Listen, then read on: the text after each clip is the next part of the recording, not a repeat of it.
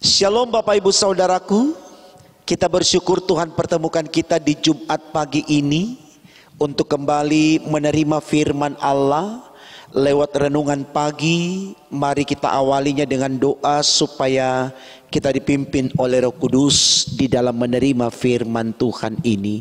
Mari kita berdoa saudaraku. Tuhan Yesus, terima kasih kami boleh ada di Jumat pagi ini. Itu adalah anugerah besar dari-Mu untuk kami. Maka dalam syukur ini kami hendak memaknai firman-Mu ini Tuhan, sebagai bukti kesetiaan, ketaatan kami kepadamu. Dengan harapan lewat firman Allah ini, kami semakin dituntun untuk dapat melakukan apa yang baik, apa yang benar, dan hidup seturut dengan kehendak-Mu. Untuk apa yang kami minta ini Tuhan, berfirmanlah, karena kami sedia mendengarkannya. Amin. Saudaraku, ada kesalahan ketik di dalam Sabda Bina Umat di Mazmur 133 yang menjadi bacaan kita. Itu hanya ayat 1 sampai 3, jadi bukan ayat 1 sampai 7. Mari kita bacakan Mazmur 133 ini ayat 1 sampai dengan ayatnya yang ketiga. Demikian firman Tuhan. Persaudaraan yang rukun, nyanyian ziarah Daud. Sungguh alangkah baiknya dan indahnya apabila saudara-saudara diam bersama dengan rukun.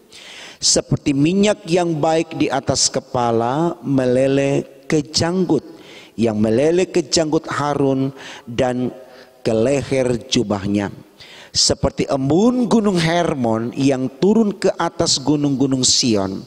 Sebab kesanalah Tuhan memerintahkan berkat kehidupan untuk selama-lamanya.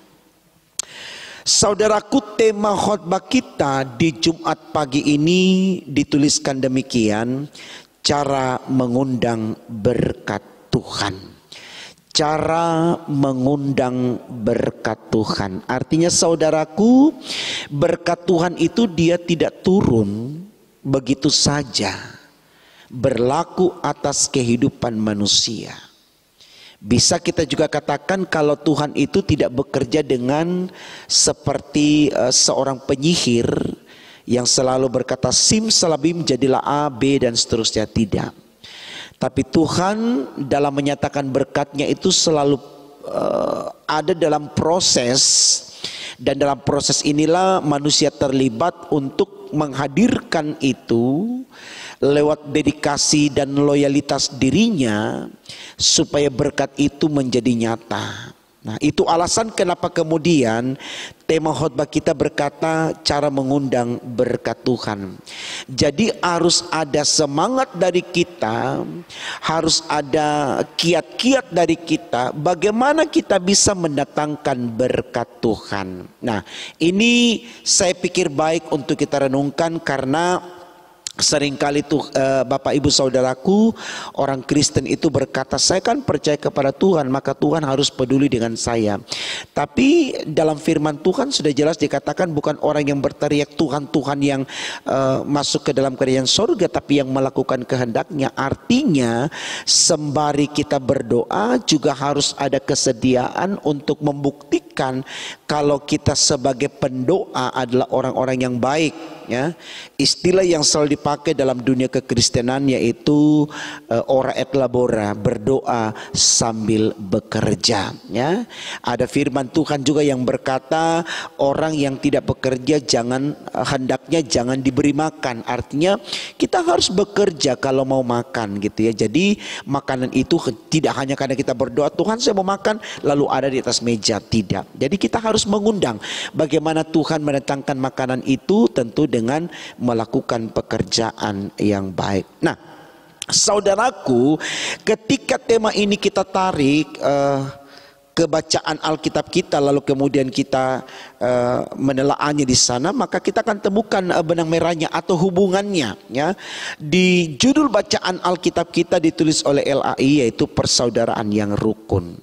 Nah, saudaraku, tentu kita bertanya, apa hubungan tema dengan judul bacaan kita, cara mengundang berkat Tuhan dengan persaudaraan yang rukun?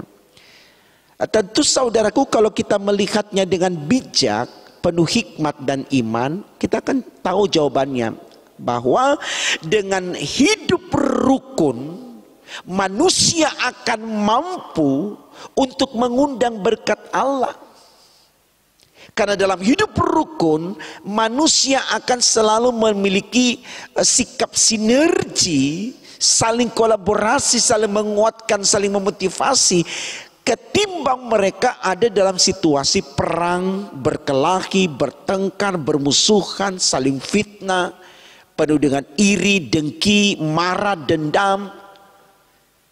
Jadi jelas sekali alasannya saudaraku antara judul tema khotbah kita dengan judul bacaan kita, bahwa untuk memperoleh berkat Allah kita harus ada dalam suasana rukun, ya. Syair lagu ini sangat fasih sekali dinyanyikan oleh banyak warga gereja, ya. Biasa itu dikidungkan dalam ibadah-ibadah, bahkan juga mungkin dinyanyikan secara personal, secara pribadi, menjadi sebuah alunan lagu yang betul-betul menjadi spiritual bagi kita untuk bagaimana mau hidup dalam kerukunannya. Syairnya sedikit saya kidungkan seperti: sungguh alangkah baik, alangkah baik dan alangkah indah, dan seterusnya. Saya kurang terlalu hafal, kecuali ada teksnya baru saya bisa nyanyikan dengan baik. Ya, di situ dikatakan sungguh alangkah baiknya dan indahnya apabila saudara-saudara diam bersama dengan rukun.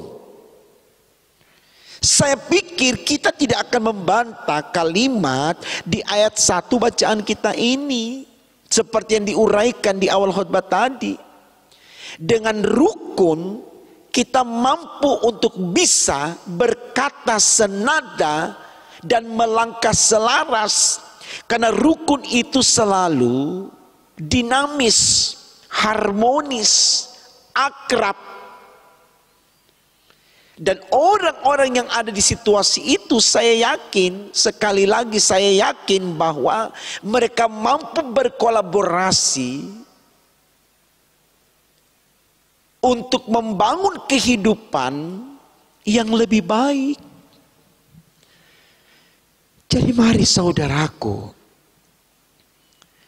kita memahami ini supaya tidak ada upaya dari diri kita untuk membenci orang lalu menciptakan fitnah, untuk bertengkar atau berkelahi, apalagi untuk saling membunuh, karena situasi itu akan berdampak buruk bagi manusia dan lingkungannya.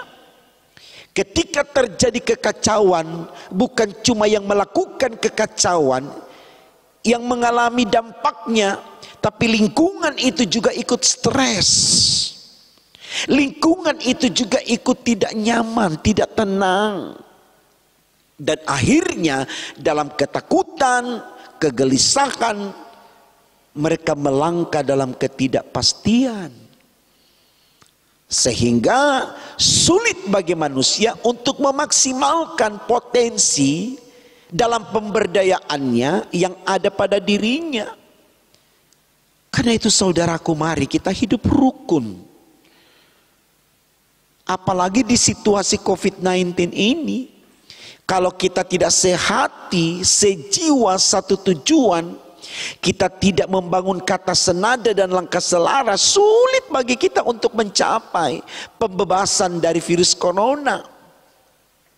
Kalau masing-masing berjalan dengan keinginannya sendiri-sendiri tanpa melihat petunjuk atau arahan yang diberlakukan dalam rangka untuk mensinergikan kekuatan bersama memberantas penyebaran virus corona, kita akan terjebak di dalamnya dan kita semakin merana dan semakin sulit bagi kita untuk meminta berkat dari Allah. Karena di situasi itu biasanya manusia semakin memojokkan Tuhan. Bilanglah Tuhan tidak adil, tidak care, tidak peduli, tidak sayang. Padahal kita sendiri yang tidak menciptakan suasana itu. Kita sendiri yang mengacau balaukan hidup kita. Tapi Tuhan yang kita salahkan. Mari kita introspeksi diri kita. Supaya betul-betul kita ada dalam kerelaan benar-benar mau hidup rukun. Karena hanya dengan hidup rukun kita mampu melihat orang lain sebagai sosok yang penting dalam hidup kita. Kita tidak mengklaim dia, kita tidak menvonis dia, kita tidak menghujat dia. Tapi kita akan merasa siapapun orang-orang di sekitar kita selalu senasib sepenanggungan, berdiri sama tinggi, duduk sama rendah. Dan itu adalah kekuatan besar bagi kita untuk memerangi hidup kini. Untuk mendatangkan berkat dari Tuhan. Ya, kalimat yang terakhir dalam bacaan kita dikatakan begini. Sebab kesanalah Tuhan memerintahkan berkat kehidupan untuk selama-lamanya. Dalam kehidupan rukun, di sanalah Tuhan memerintahkan berkat untuk manusia selama-lamanya. Jadi bukan dalam kekacauan. Mari kita sadari ini saudara, belum terlambat. Masih ada waktu yang Tuhan sediakan untuk kita belajar, untuk betul-betul mau care, peduli dengan lingkungan tempat di mana kita hidup, tidak egois, tidak serakah, tidak jahat dengan rancangan-rancangannya, tapi betul-betul kita menjadi sosok yang mengademkan, menyamankan suasana hidup kita, maka kita pun akan mengalami kesejahteraan itu. Itulah berkat yang kita minta dari Tuhan.